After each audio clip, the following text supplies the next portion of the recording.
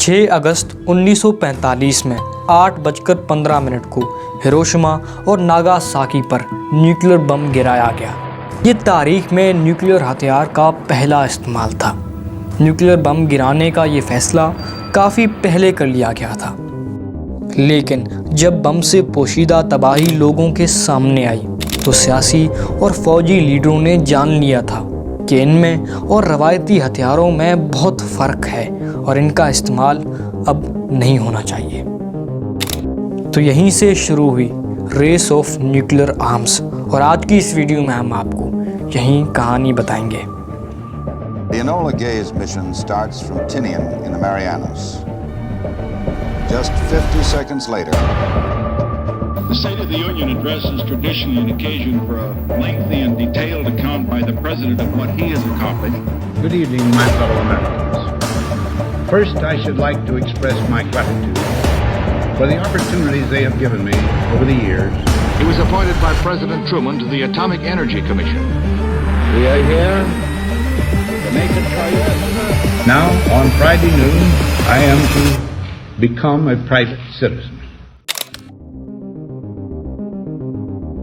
जैसे ही nuclear bomb की हलाकत खेजी सामने आई और जापान ने हथियार डाल दिए तो अमेरिकन सदर ट्रूमैन ने ऐसे मंसूबे का आगाज़ कर दिया जिसके तहत अमेरिका ये चाहता था कि इस टेक्नोलॉजी पर इसकी अजरादारी कायम रहे और दुनिया में कोई दूसरा मुल्क ऐसा बम न बना सके।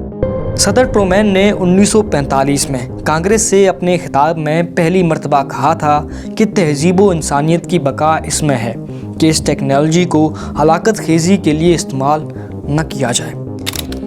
नवंबर 1945 में पहली बार न्यूक्लियर अदम फैलाव की इस्तिलाह सामने आई। इससे पहले दिसंबर 1942 में शिकागो यूनिवर्सिटी में पहला रिएक्टर अपना काम शुरू कर चुका था और साइंसदान जान चुके थे कि इस हथियार से नए नए मसाइल पैदा होने वाले हैं। इनमें जेम्स फ्रैंक नामी एक साइंसदान भी शामिल था। इसने अपने चंद हम ख्याल रफ़्का के साथ मिलकर एक कमेटी तश्कील दी जिसका काम ये था कि बम के मुस्तकबिल पर रिपोर्ट मरतब की जाए। नोबेल इनाम याफ्ता इस साइंसदान ने ये काम उस वक़्त शुरू किया जब जर्मनी जंग में शिकस्त खा चुका था और जापान अभी तक डटा हुआ था। इन साइंसदानों ने अपनी रिपोर्ट में अमेरिका को खबरदार करते हुए कहा था कि इस बम का इस्तेमाल जंग को बंद कर देगा, मगर इस हथियार का फैलाव कभी नहीं रुक सकेगा। इनका नुक्ता नज़र ये था कि सिर्फ़ और सिर्फ यूरेनियम पर कंट्रोल करके इस टेक्नोलॉजी को नहीं रोका जा सकता और सिर्फ दस्तखत करने से ऐसे मुआहदे लागू नहीं होते। और इस्तिलाह सामने आई। सदर ट्रूमैन ने बरतानी वज़ीर-ए-आज़म एटली और कनाडा के वज़ीर-ए-आज़म मैकेंजी किंग के साथ मिलकर अक़वाम मुत्तहिदा, जो इन दिनों नई बनी थी, की सलामती कौंसिल में एक करारदाद पेश की जिसमें कहा गया था कि एटमी टेक्नोलॉजी को सिर्फ पुरअमन मकासद के लिए इस्तेमाल किया जाएगा और एटमी तजुर्बात और तहकीकात अक़वाम मुत्तहिदा की निगरानी में चलने वाले इदारे एटॉमिक एनर्जी कमीशन की निगरानी में होंगी। 1946 में ट्रूमैन ने एटमी अदम फैलाव के सिलसिले में एक मंसूबा दुनिया के सामने रखा। इसकी कई शकें आज तक ज़ेरे बहस हैं। याद रहे कि ट्रूमैन इस मामले में अकेला नहीं था। दरअसल इस मंसूबे की बुनियाद में इन साइंसदानों के मुआहिसे शामिल हैं जो इस तहकीक में पेश रहे थे। जून 1946 में अक़वाम मुत्तहिदा के लिए अमेरिकी नुमाइंदे बर्नार्ड बार्क ने कमेटी की सिफारिशात पहली बार तफसील से बयान की। इनके मुताबिक तमाम एटमी हथियारों की तैयारी, इस सिलसिले में तहकीक, यूरेनियम की नकलो हरकत पर पाबंदियाँ लगाई गई थीं। दुनिया में किसी भी जगह एटम पर तहकीक इस कमीशन की ज़ेरे निगरानी होगी। इन सिफारिशात को एचिसन लेंथाल रिपोर्ट की रोशनी में वाज़े किया गया था। ये रिपोर्ट सदर ट्रूमैन को अमेरिकन एटॉमिक एनर्जी कमीशन के सरबराह ने पेश की थी। 12 की सिफारिशात में एक शक इस सज़ा के बारे में थी जो इन सिफारिशात के ख़िलाफ़ जाने पर मबनी थी। इन सिफारिशात को बार्क प्लान कहा गया। इनका मकसद ये था कि जब बैनुल अक़वामी अथॉरिटी के तहत ये बात तय पाएगी कि अब दुनिया में कोई भी मुल्क ऐसे तजुर्बात नहीं करेगा जिनसे न्यूक्लियर हथियार तैयार होंगे, تو امریکہ بھی اس بات کی گارنٹی دے دے گی کہ وہ اپنا نیوکلیر اسلحہ ختم کر دے گا۔ 31 دسمبر 1946 کو اس پلان کی اقوام متحدہ میں سوویت یونین نے بھرپور مخالفت کی۔ اسٹالن نے بم کی سیاسی و دفاعی طاقت کو جان لیا تھا۔ اس نے اپنے سائنسدانوں کو بتایا کہ ہیروشیما اور ناگاساکی نے ہمیں ہلا کر رکھ دیا ہے، طاقت کا توازن بگڑ چکا ہے، بم بناؤ تاکہ ہم آنے والے خطرات کا مقابلہ کر سکیں۔ تو اس طرح نیوکلیر آرمز کی ریس میں سوویت یونین بھی انٹر کر گیا۔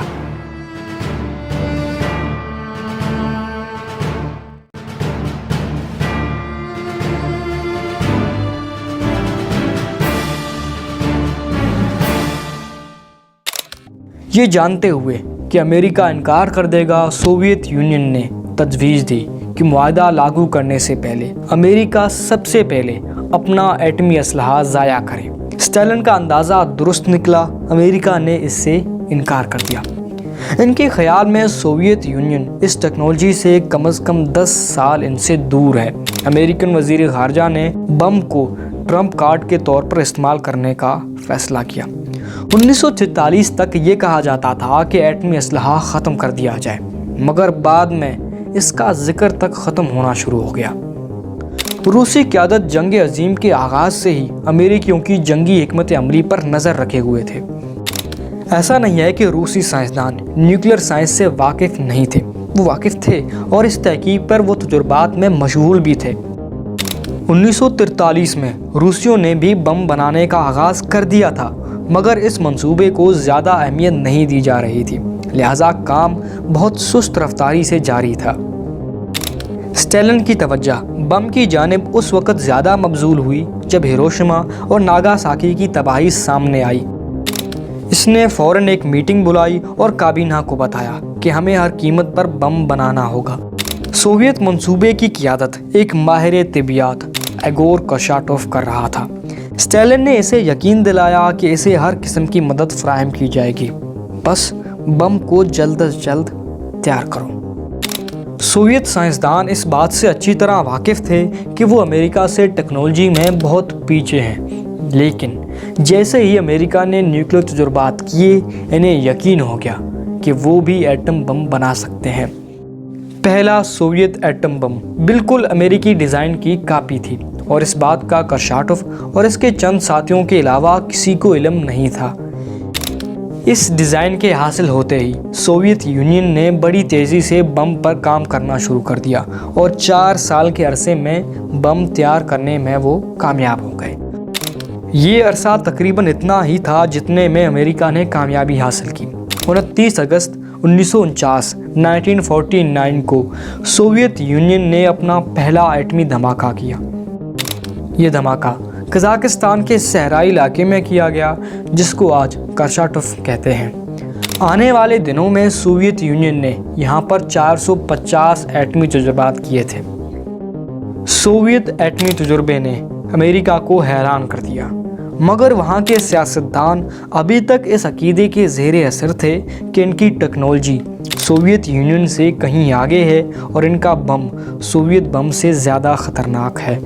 لہٰذا ٹرومین نے فوراً ہی ایٹمی اسلحے کی تیاری کے لیے حکم دیا، اور اس دوران سرد جنگ کا آغاز ہو چکا تھا۔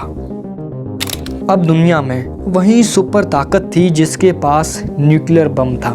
امریکہ کا خیال تھا کہ ہیروشیما اور ناگاساکی کی تباہی سے روسی خوفزدہ ہو جائیں گے اور امریکی اجراداری کو مان لے گا، مگر اس کا الٹ سامنے آیا۔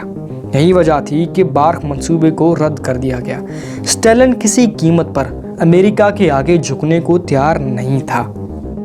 سوویت یونین اور امریکہ کے سیاستدان اب یہ جان چکے تھے کہ طاقت کا سرچشمہ اب ایٹم بم ہے، اور یہ سلسلہ اب رکے گا نہیں۔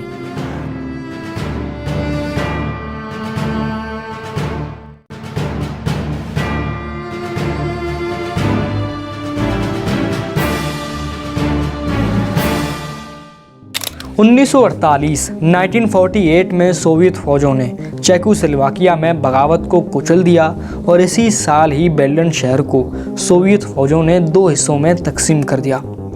تو امریکیوں نے طاقت کے توازن کو اپنے حق میں کرنے کے لیے एटमी असलहे की तैयारी मज़ीद तेज़ कर दी। 1949 के इख्तिताम तक अमेरिका 200 से ज़्यादा एटमी तजुर्बात कर चुका था। नवंबर 1949 में सोवियत यूनियन ने पहला बाकायदा फिजन न्यूक्लियर तजुर्बा किया तो सदर ट्रूमैन ने सुपर बम की तैयारी के लिए अहकाम जारी कर दिए। सुपर बम या हाइड्रोजन बम के बारे में चोटी के साइंसदान अब ये कह रहे थे कि इसे नहीं बनाना चाहिए। इनमें रॉबर्ट ओपनहाइमर और जेम्स कुनान पेश थे। 8 साइंसदानों पर मुश्तमिल एक कमेटी ने अपनी सिफारिशात में इस बम के बारे में इन खदशात का इजहार किया कि सुपर बम का इस्तेमाल एटम बम से कहीं ज़्यादा तबाही लाएगा। इससे न सिर्फ मादी तबाही आएगी बल्कि बनी नू इंसान भी बेपनाह नुकसान से दो चार होगी। ऐसा बम इंसानियत के लिए बहुत बड़ा ख़तरा होगा। कहते हैं ना कि इश्क और जंग में सब कुछ जायज़ होता है, यहाँ इश्क भी था और जंग भी। तो इस असूल को मानते हुए इनकी राय को अहमियत नहीं दी गई। कभी आइंस्टाइन ने भी कहा था कि असलहे की दौड़ से सिवाय पागलपन और तबाही के कुछ हासिल ना होगा। तो बहरहाल सुपर बम प्रोजेक्ट के तहत अब ऐसा बम तैयार किया जाना था जो एटम बम से ज़्यादा तबाही लाए। एटम बम फिजन रिएक्शन के असूल पर काम करता है, यानी इसमें एटम को एक चेन रिएक्शन में तोड़कर तवानाई हासिल की जाती है। लेकिन सुपर बम में फ्यूजन रिएक्शन से काम लिया जाना था। इसमें 2 एटम जुड़कर एक बड़ा एटम बनाते हैं। इसके नतीजे में बेपनाह ताकत हासिल होती है। तमाम सितारों और हमारे सूरज में तवानाई इसी अमल से पैदा हो रही है। फिजन रिएक्शन से चलाया गया बम इतना दर्जा हरारत पैदा करता है जितना कि सूरज की सतह पर है, जबकि फ्यूजन से चलाए गए बम का मतलब ये होगा कि सूरज ज़मीन पर आ जाए। अब 2 एटमों को जोड़ने के लिए तवानाई की ज़रूरत होती है। सूरज में अरबों साल से ये अमल जारी है। इसमें हाइड्रोजन के एटम मिलकर हीलियम के एटमों में तब्दील हो रहे हैं। अंदाज़ा लगाया जाता है कि सूरज में ये अमल लगभग 4 से 5 बिलियन साल से जारी है और ये मज़ीद 5 से 6 मिलियन साल तक जारी रहेगा। एटम बड़े होते जाते हैं और कई दूसरे अनासर तैयार हो जाते हैं, मसलन कार्बन, ऑक्सीजन, सिलिकॉन, मैग्नीशियम और सल्फ़र।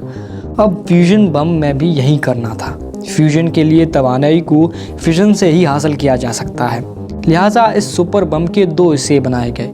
पहला हिस्सा एटम बम पर मुश्तमिल था और दूसरा फ्यूजन मटेरियल पर। पहले मरहले में एटम बम फटता है और इसकी तवानाई से फ्यूजन का अमल शुरू हो जाता है। फ्यूजन के काम का आगाज़ चूँकि सबसे छोटे एटम यानी हाइड्रोजन से होता है, लिहाजा इसे हाइड्रोजन बम का नाम दिया गया। अमेरिका ने अपने पहले हाइड्रोजन बम का तजुर्बा जनूबी बहरुल काहिल में 1 नवंबर 1952 को किया। इस बम की ताकत 10.4 मेगाटन थी, जबकि पहले एटम बम की ताकत 20 किलोटन थी। इसका मतलब ये हुआ कि पहला एटम बम 20,000 मेट्रिक टन के बराबर TNT ताकत का था, जबकि ये हाइड्रोजन तकरीबन 1,04,00,000 मेट्रिक टन के बराबर TNT ताकत का था। सोवियत यूनियन ने यह कारनामा 1 साल बाद अंजाम दिया और 12 अगस्त 1953 को पहले कामयाब हाइड्रोजन बम का तजुर्बा किया। 1 मार्च 1954 को अमेरिका ने हवाई जहाज़ के ज़रिए से हाइड्रोजन बम गिराने का तजुर्बा किया, जबकि सोवियत यूनियन ने ये काम 23 नवंबर 1955 को कर दिखाया। 1950 की दहाई में अमेरिकी साइंसदानों ने इस बात का बहुत प्रचार किया कि एटमी तवानाई को इंसानी फलाह व बहबूद के लिए इस्तेमाल किया जा सकता है। ये कहा जाने लगा था कि एटमी बिजली घर घर इतनी बिजली पैदा करेंगे कि हर घर और कारखाना इससे मुस्तफ़ीद होगा और ये बहुत सस्ती भी होगी। इन दिनों बरतानी वज़ीर आज़म चर्चिल ने भी एटमी तवानाई को फलाह व बहबूद व तरक्की का सरचश्मा कहा था। अमेरिका और दीगर मगरबी ताकतें, जिनमें बरतानिया पेश था, अब इस फिक्र में थे कि बम टेक्नोलॉजी कहीं हर मुल्क हासिल न कर ले। लिहाजा पुरअमन एटमी इस्तेमाल का राख फिर से ऊपर उठने लगा।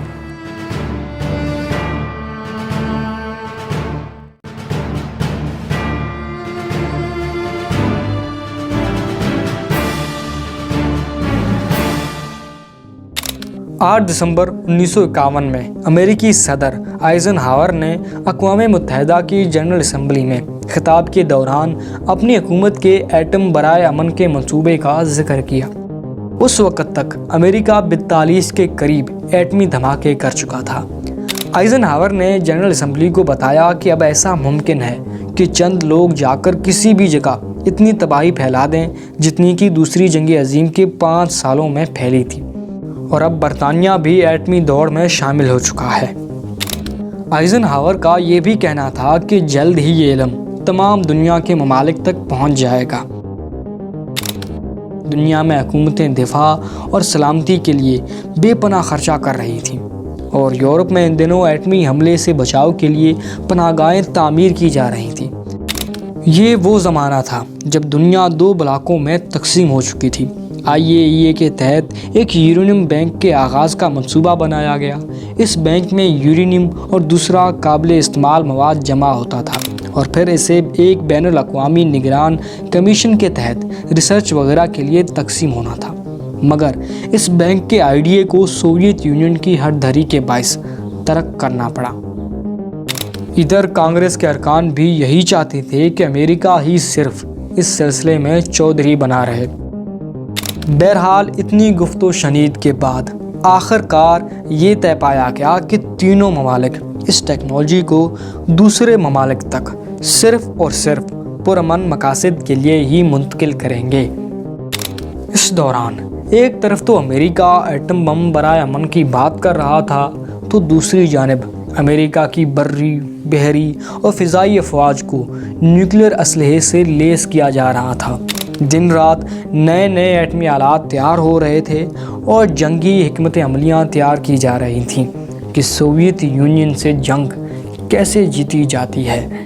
اس وقت تک دونوں ممالک میں تخفیف اسلحہ کا کوئی معاہدہ چونکہ نہیں تھا، لہٰذا دونوں طاقتیں دھڑا دھڑ میزائل، بم وغیرہ اسلحہ بنا رہی تھیں۔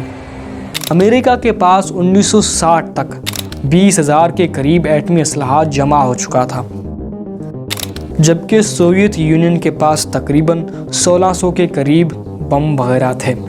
سوویت یونین واضح طور پر امریکہ سے پیچھے تھا، مگر اس کے باوجود امریکہ سوویت یونین سے خوفزدہ تھا۔ جیسا کہ فرینک نے کہا تھا کہ زیادہ اسلحے سے سلامتی کی گارنٹی نہیں دی جا سکتی، لہٰذا دنیا کو 1961 میں دیوار برلن کے معاملے پر اور 1962 میں کیوبن میزائل کرائسس کے دوران براہ راست ایٹمی جنگ کے خطرات کا سامنا کرنا پڑا۔ جب یہ نیوکلیر ریس ہو رہی تھی، ان دنوں امریکن اسکولوں میں بچوں کو ایٹمی حملے سے بچنے کی تربیت دی جاتی تھی۔ انہیں بتایا جاتا تھا کہ آپ نے کیسے ایسے حملوں کے دوران پناہ گاہوں میں جانا ہے جہاں انہیں پانی اور دوسری چیزیں سے گزارا کرنا پڑے گا۔ بڑے بڑے شاپنگ پلازوں میں پناہ گاہوں کے ماڈل رکھے جاتے تھے۔ مختصراً یہ کہ اس دوران امریکی قوم ایٹمی جنگ کے لیے تیار تھی۔ لوگ اس خیال میں تھے کہ ایٹم بم ان کے لیے بہت ضروری ہے، انہیں زیادہ سے زیادہ تعداد میں بنانا چاہیے۔ اس زمانے میں فلمیں بھی ایسے ہی بن رہی تھیں اور ناول بھی ایسے ہی لکھے جاتے تھے جن میں امریکہ کو ایٹمی جنگ میں کامیاب دکھایا جاتا تھا، مثلاً آن دی بیچ، فیل سیف وغیرہ۔ 1959 میں سوویت یونین نے امریکہ سے پہلے جب اپنا پہلا مصنوعی سیارہ چھوڑ کر خلائی دوڑ جیت لی، تو امریکہ میں یہ خوف پیدا ہو گیا کہ اب ہم پر روسی خلا سے بم پھینکیں گے۔ یاد رہے کہ 1952 میں برطانیہ اور اس کے 8 سال بعد یعنی 1960 میں فرانس ایٹمی طاقت بن گیا۔ چین بھی اب زیادہ فاصلے پر نہیں تھا۔ 1964 میں چین نے پہلا ایٹمی تجربہ کر کے نیوکلیر کلب میں شمولیت اختیار کر لی۔ 1958 میں ایک امریکی انٹیلیجنس رپورٹ کے مطابق اگر حالات ایسے رہے تو 1968 تک 16 مزید ممالک ایٹم بم حاصل کر لیں گے۔ اس دور میں امریکہ کے سیاستدان، جرنیل اور بڑے بڑے دانشور اس فکر میں مبتلا تھے کہ سوویت یونین سے جنگ کیسے جیتی جائے گی، امریکہ کیسے اپنے آپ کو تباہی سے بچائے گا۔ 1960 میں جب امریکہ میں صدارتی انتخابات کی مہم زوروں پر تھی، کینیڈی نے آئزن ہاور انتظامیہ پر شدید تنقید کرتے ہوئے کہا تھا کہ آج نون کی پالیسی کی بدولت ایٹمی ٹیکنالوجی دنیا کے کئی ممالک تک پہنچ چکی ہے اور عنقریب چین بم حاصل کر لے گا۔ کینیڈی نے ایک جانب ایٹمی اسلحے کی تیاری پر پابندی کا مطالبہ کیا تو ساتھ ہی ایٹمی میزائلوں کی تیاری پر زور بھی دیا۔ کینیڈی نے ایک موقع پر کہا تھا کہ وہ برسر اقتدار آ کر سوویت یونین کے ساتھ ایسے معاہدے کرے گا جن سے ایٹمی اسلحے کو محدود اور کنٹرول کرنے میں مدد ملے گی۔ خاص کر خلا میں ایٹمی تجربات پر پابندی کے لیے انہوں نے سوویت یونین سے مذاکرات کی ضرورت پر زور بھی دیا۔ کینیڈی نے صدر بنتے ہی ایک متوازن پالیسی اپنائی جس کے تحت ایک جانب تو اس نے تخفیف اسلحہ کی بات کی اور دوسری طرف جدید اسلحے کی تیاری پر بھی زور دیا۔ اب دونوں ممالک میں دور میزائل پروگرام بڑی تیزی سے آگے بڑھ رہے تھے۔ کینیڈی نے تخفیف اسلحے کے لیے اس دوران کام جاری رکھا اور arms control and disarmament agency قائم کی تاکہ اس کام کو آگے بڑھایا جا سکے۔ 1962 میں کیوبن میزائل کرائسس کے واقعے نے صدر کینیڈی کی آنکھیں کھول دی تھیں۔ امریکہ کی خفیہ ایجنسیوں نے جب یہ انکشاف کیا کہ سوویت یونین نے دوبارہ ایٹمی میزائل جن سے امریکہ کے اندر تک نشانہ لگایا جا سکتا ہے کیوبا میں نصب کر دیے ہیں تو دونوں سپر پاورز براہ راست ایک دوسرے کے سامنے آ گئیں۔ کینیڈی نے سفارتی اور عسکری دباؤ ڈال کر سوویت یونین کو وہاں سے میزائل ہٹانے پر مجبور کر دیا اور دنیا جنگ کے دہانے سے واپس ہوئی۔ امریکہ نے اس دوران کیوبا کی بحری ناکہ بندی کر کے براہ راست سوویت یونین کو للکارا تھا۔ یہاں پر سفارتکاروں کی حکمت عملی کام کر گئی ورنہ تیسری عالمی جنگ یقینی تھی۔ سوویت یونین کے خاتمے پر جب کئی رازوں سے پردہ اٹھا تو انکشاف ہوا کہ صدر کینیڈی اور ان کے ساتھیوں کے ساتھ ساتھ امریکی خفیہ ایجنسیاں اس بات سے بے خبر تھیں کہ کیوبا میں 100 سے زیادہ ایٹمی میزائل سوویت یونین نے نصب کر رکھے تھے، اور جب امریکہ نے کیوبا کی بحری ناکہ بندی بند کی تو سوویت جہازوں جو کیوبا کی جانب اس ناکہ بندی کو توڑنے کے لیے بڑھ رہے تھے کہ محیط میں ایٹمی اسلحے سے لیس آبدوزیں بھی سمندر میں موجود تھیں، یعنی سوویت قیادت بھرپور جنگ پر تلی ہوئی تھی۔ اس واقعے کے بعد کینیڈی نے سوویت قیادت سے مذاکرات کیے اور 1963 میں محدود پیمانے پر تخفیف اسلحے کا معاہدہ کیا۔ اس کے تحت دونوں طاقتوں نے اعلان کیا تھا کہ وہ زیر سمندر اور خلا میں ایٹمی دھماکے نہیں کریں گے اور ایٹمی اسلحے میں مرحلہ وار کمی کی جائے گی یہاں تک کہ انہیں ختم کر دیا جائے گا۔ کینیڈی نے جنرل اسمبلی میں اپنی ایک تقریر کے دوران کہا تھا، ہمیں اس اسلحے کو ختم کرنا ہوگا اس سے پہلے کہ یہ ہمیں ختم کر دیں۔ کینیڈی کے بعد صدر جانسن نے اس پالیسی کو جاری رکھا۔ 1 جولائی 1968 کو اس نے سوویت یونین کے ساتھ ایٹمی عدم پھیلاؤ کے معاہدے پر دستخط کیے جسے NPT یعنی نان پرولیفریشن ٹریٹی کا نام دیا گیا۔ دنیا کے کئی ممالک نے اس معاہدے میں شامل ہو کر امن و سلامتی کی راہ کا انتخاب کیا۔ جانسن کے بعد نکسن کی صدارت کا آغاز ہوا تو انہوں نے NPT پر کچھ تنقید کی، مگر بعد میں کانگریس کے دباؤ پر انہیں اپنے خیالات کو بدلنا پڑا۔ مارچ 1970 میں صدر نکسن نے روز گارڈن میں منعقد تقریب میں کہا تھا کہ آئیں اور پر اعتماد ہو کر ماضی کے اس معاہدے پر نظر ڈالیں اور یہ کہیں کہ یہ ایک مضبوط، جامع اور مثبت قدم ہے سلامتی اور ترقی کی جانب۔ اس سے دنیا امن کی جانب چل رہا ہے، نہ کہ تباہی کی طرف۔ معاہدہ 1970 میں دنیا کے سامنے رکھا گیا اور اس پر 100 سے زیادہ ممالک نے دستخط کر دیے۔ اس معاہدے کو بین الاقوامی امن کا ایک اہم ترین باب کہا جا سکتا ہے۔ اسے دنیا کے تقریباً ہر ملک نے تسلیم کر لیا، صرف بھارت، پاکستان اور اسرائیل نے اس معاہدے پر دستخط نہیں کیے، جبکہ شمالی کوریا نے اس معاہدے میں شمولیت کے بعد اسے چھوڑ دیا۔ اس معاہدے کا بنیادی حصہ بہت عام فہم ہے۔ دنیا کے 183 ممالک نے اس بات پر رضامندی ظاہر کی کہ وہ کبھی بھی نیوکلیئر اسلحہ حاصل نہیں کریں گے اور نہ ہی اسے تیار کریں گے۔ اس معاہدے کے تحت 5 ایٹمی طاقتوں یعنی امریکہ، سوویت یونین، چین، برطانیہ اور فرانس کو اس بات کا پابند بنایا گیا کہ وہ کسی ملک کو ایٹمی ٹیکنالوجی فروخت نہیں کریں گے جس سے ایسا اسلحہ تیار ہو سکے۔ پرامن ایٹمی پروگراموں میں یہ مالک دیگر ملکوں سے تعاون کر سکتے ہیں۔ دنیا میں کہیں بھی ایسی ٹیکنالوجی کی منتقلی کو ایک بین الاقوامی ادارہ یعنی IAEA کے ذریعے سے مانیٹر کیا جائے گا۔ یاد رہے کہ اس قسم کے معاہدے کی بات سب سے پہلے آئرلینڈ کے وفد نے جنرل اسمبلی میں 1958 میں کی تھی تاکہ 2 طاقتیں یعنی امریکہ اور سوویت یونین میں اسلحے کی دوڑ کو روکا جا سکے۔ آخرکار دونوں ملکوں نے باہمی گفت و شنید سے یہ طے کیا تھا کہ دنیا میں اس اسلحے کو پھیلنے سے روکا جائے گا اور دونوں ممالک دنیا کے باقی ممالک کو ایٹمی ٹیکنالوجی صرف اور صرف ترقی کے شعبوں کے لیے فراہم کریں گے۔ دونوں آہستہ آہستہ اپنا اسلحہ کم کریں گے یہاں تک کہ اسے ختم کر دیا جائے گا۔ اس دور میں اس معاہدے پر خاصی بحث ہوتی تھی، لیکن آخرکار 1970 میں اسے قریب ہر ملک نے تسلیم کر لیا۔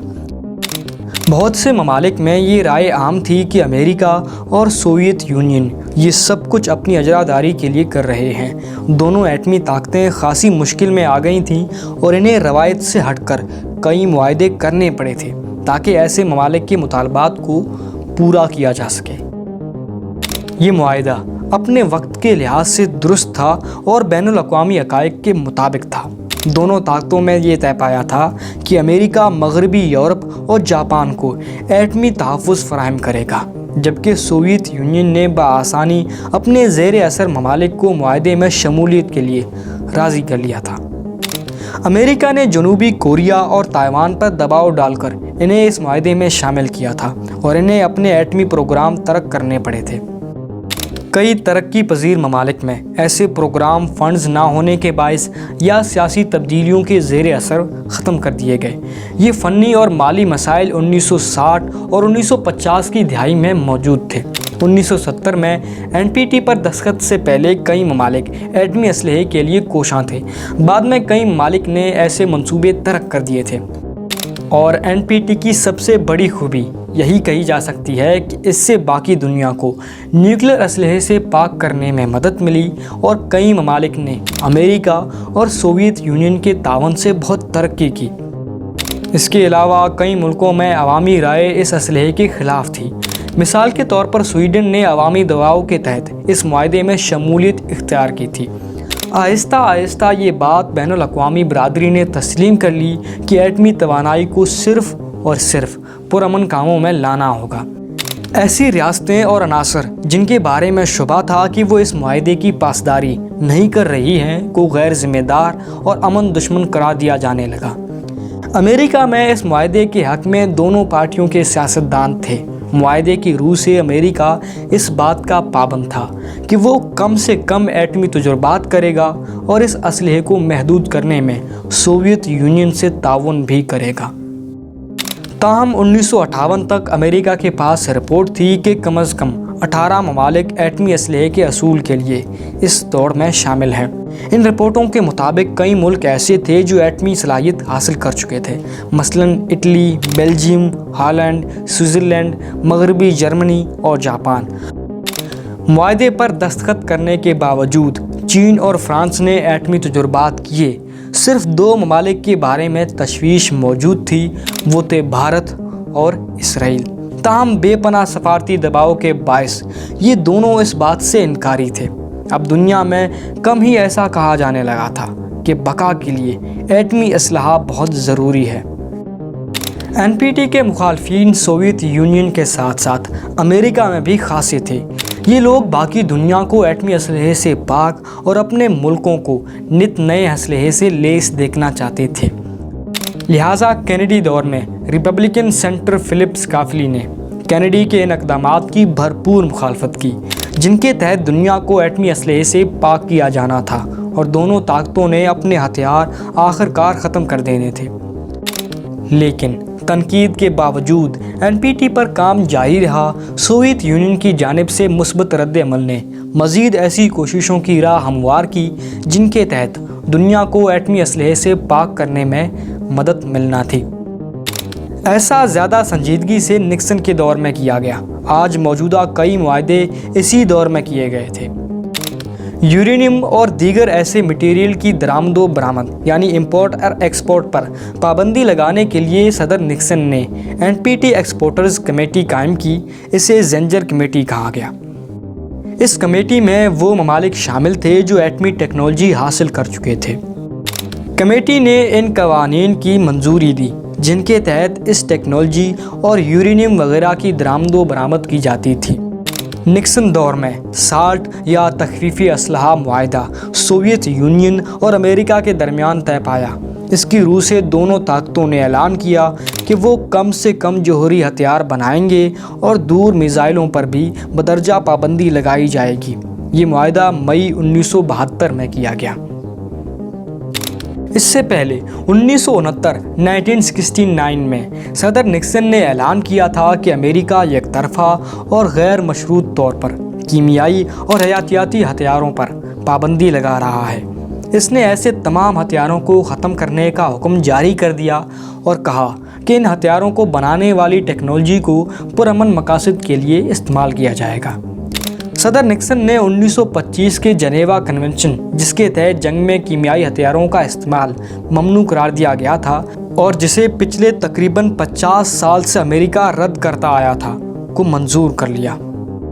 صدر نکسن نے بڑی کامیابی سے BWC یعنی بایولوجیکل ویپز کنونشن پر 1972 میں سوویت یونین کے ساتھ دستخط کیے۔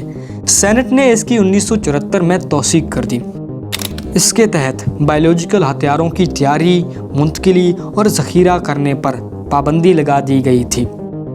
لیکن ان معاہدوں کے باوجود دونوں طاقتیں روز بروز نت نئے مہلک ہتھیار بنانے میں مصروف تھیں اور ان کے اسلحے ذخائر بڑی تیزی سے بڑھ رہے تھے۔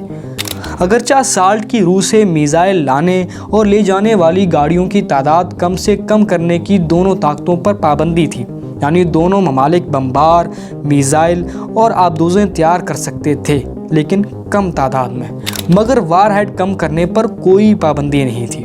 لہٰذا دونوں نے زیادہ سے زیادہ وار ہیڈ بم تیار کرنے شروع کر دیے۔ ایسا انتظام کیا گیا کہ ایک میزائل زیادہ سے زیادہ وار ہیڈ لے جا سکے۔ اب ایک بڑا میزائل 3، 5 یہاں تک کہ 10 وار ہیڈ فضا میں چھوڑ سکتا تھا۔ ایسے میزائل یا نظام کو MIR وہیکلز یعنی ملٹیپل انڈیپینڈنٹلی ٹارگیٹڈ ری انٹری وہیکل کہا جاتا ہے۔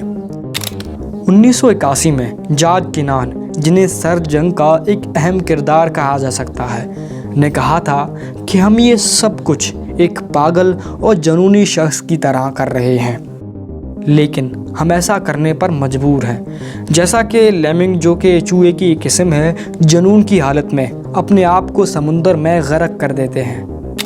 ایسے میزائل تیار ہونے سے ایٹمی طاقتوں کے اسلحے کے ذخائر بڑی تیزی سے بڑھنے لگے۔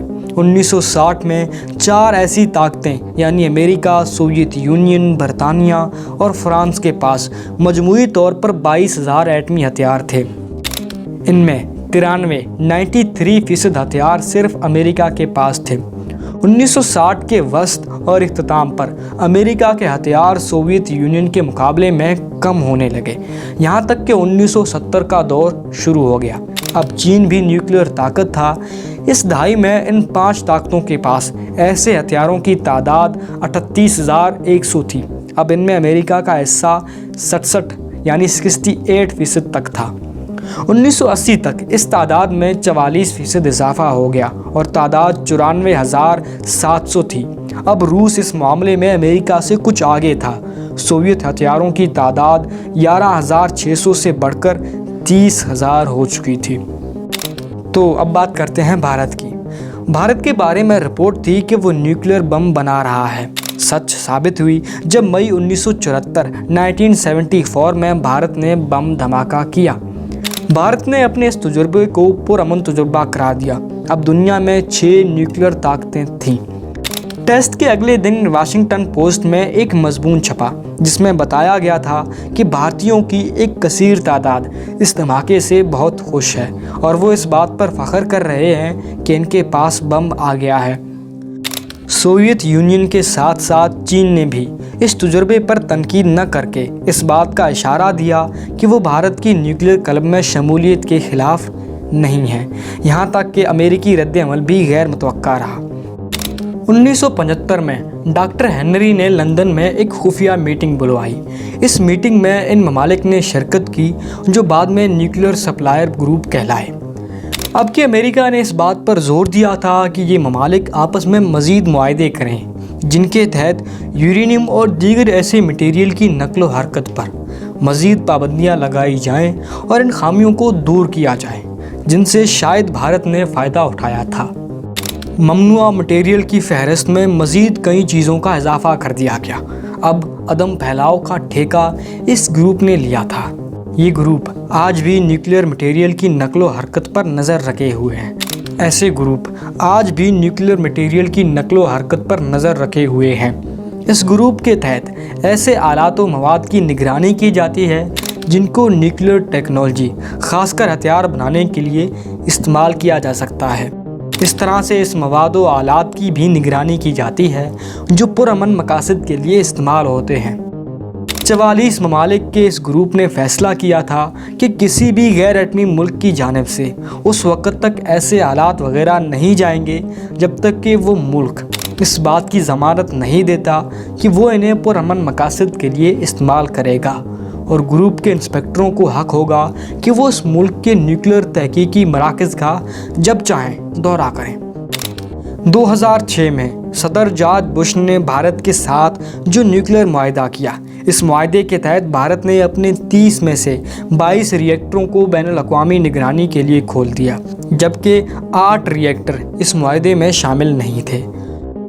تو یہاں سے رک کر ابھی کہانی کو تھوڑا اور پیچھے لے جاتے ہیں۔ 1974 میں انڈیا کے ایٹمی دھماکے سے خطے میں طاقت کا توازن بہت متاثر ہوا اور اس کا براہ راست اثر بھارت کے پڑوسی پاکستان پر پڑا۔ وہاں کے وزیر اعظم ذوالفقار علی بھٹو نے اعلان کیا کہ ہم گھاس کھائیں گے یہاں تک کہ بھوکے رہیں گے، لیکن بم ضرور بنائیں گے۔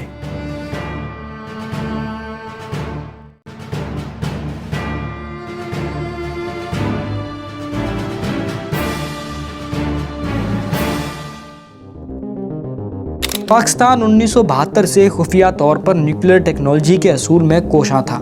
ڈاکٹر عبدالقدیر خان نے، جو ان دنوں ہالینڈ میں تھے اور یورینیم کے بارے میں تحقیق کرنے والی ایک ادارے یورینکو سے منسلک تھے، نے اس سلسلے میں بہت کام کیا۔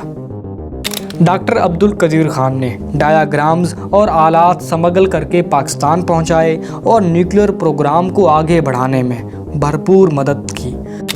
ڈاکٹر عبدالقدیر خان کے اس سمگلنگ کے عمل سے نیوکلیئر بلیک مارکیٹ کا آغاز ہوا، جس سے پاکستان کے ساتھ ساتھ لیبیا، شمالی کوریا وغیرہ نے فائدہ اٹھایا۔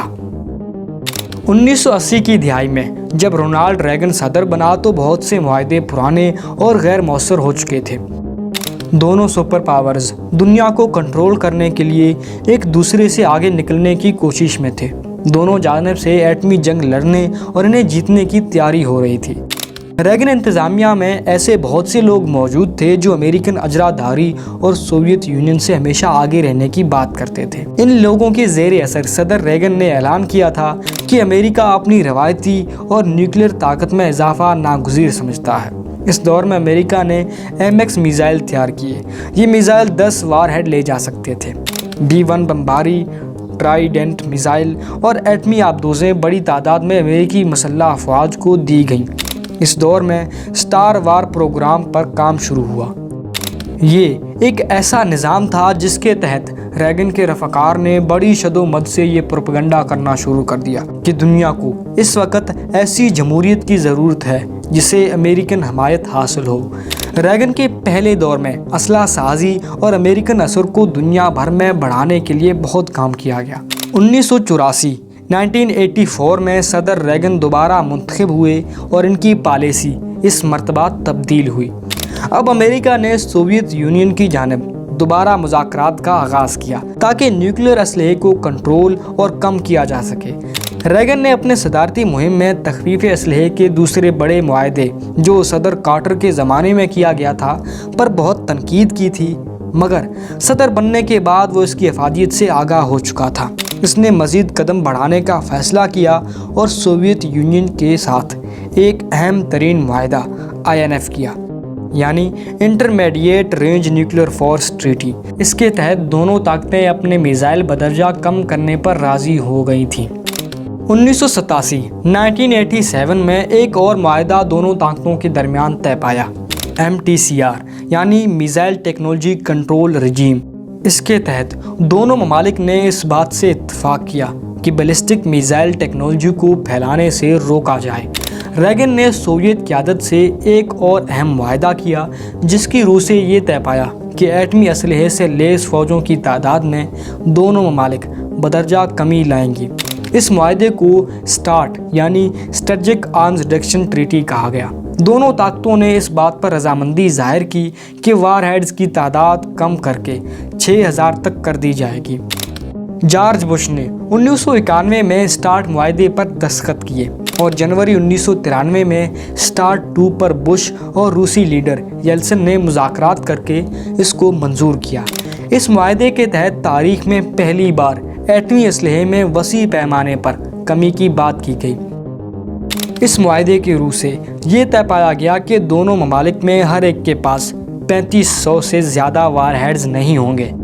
بش نے روس سے CWC یعنی کیمیکل ویپنز کنونشن پر بھی کامیاب مذاکرات کیے۔ اس کے تحت دونوں ملکوں نے اس بات سے اتفاق کیا کہ وہ کیمیائی ہتھیاروں کی تیاری، منتقلی اور ان کو جمع کرنے پر پابندی لگا دیں گے۔ اسی سال بش سینئر نے اعلان کیا کہ امریکہ یک طرفہ طور پر اپنی نیوکلیئر اسلحے سے لیس افواج کو مختلف محاذوں، سمندروں وغیرہ سے ہٹا دے گا اور اس کا ارادہ ایسے تمام نظاموں کو ختم کرنے کا ہے جو ایٹمی جنگ کی تیاری کے لیے بنائے گئے تھے۔ 1995 میں ایک نیا معاہدہ کلنٹن انتظامیہ کی جانب سے سامنے آیا، CTBT نامی۔ یہ معاہدہ START معاہدے کی ایک شاخ تھی، تاہم اسے ابھی تک کئی ممالک نے قبول نہیں کیا۔ اس کے تحت ایٹمی تجربات پر بالکل پابندی لگا دی گئی۔ اس صدی کے آغاز میں امریکی صدارت بش جونیئر کے حصے میں آئی تو اس نے 24 مئی 2002 کو روس کے ساتھ تخفیف اسلحے کے لیے مذاکرات کیے اور اس معاہدے کے نتیجے میں یہ فیصلہ کیا گیا کہ دسمبر 2012 تک دونوں ملک اپنے وار ہیڈ 1700 سے 2200 تک گھٹا دیں گے۔ اس معاہدے کی تعریف کے ساتھ ساتھ تنقید بھی کی گئی۔ دونوں ملکوں نے بہرحال یہ نہیں کہا کہ وہ اپنے ایٹمی ہتھیار بالکل ختم کر دیں گے، دفاع اور دیگر ضروریات کے لیے وہ انہیں محفوظ رکھیں گے۔ 2006 تک امریکی نیوکلیئر اسلحے میں خاصی کمی آ چکی تھی۔ اس وقت بھی دونوں ممالک کے پاس باقی 9 ملکوں سے زیادہ وار ہیڈ موجود تھے۔ 8 اپریل 2010 کو امریکی صدر اوباما اور روسی صدر نے نئے START معاہدے پر دستخط کیے، جس میں نیوکلیئر میزائل لانچرز میں 50% کمی اور نیوکلیئر وار ہیڈز کو کم کرنے کا کہا گیا۔ دسمبر 2010 میں امریکی سینٹ نے اس معاہدے کی توثیق کی۔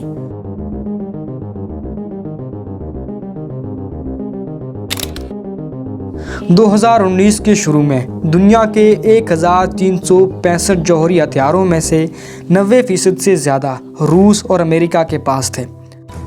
آج روس کے پاس 3039، امریکہ کے پاس 2361، چین کے پاس 350، فرانس کے پاس 290، یونائٹڈ کنگڈم کے پاس 225، پاکستان کے پاس 165، بھارت کے پاس 154، اسرائیل کے پاس 90 اور شمالی کوریا کے پاس 40 سے 50 کے لگ بھگ نیوکلیئر ہتھیار ہیں۔